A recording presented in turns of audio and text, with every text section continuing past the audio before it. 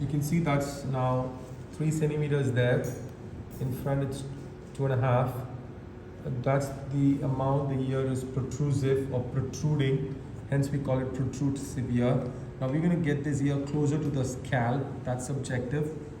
It's probably going to come down to a centimeter at the end of the surgery. That's the goal. Now the second objective is to see inside. You see the concha scalon doesn't have a nice shape there. So you want to give him this kind of a shape that looks more natural.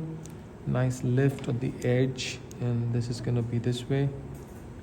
So this is the goal for this ear pinning surgery. We're going to change the contour of this cartilage at the same time take it behind, closer to the scalp. It's a day care procedure we're doing under local anesthesia. Marking.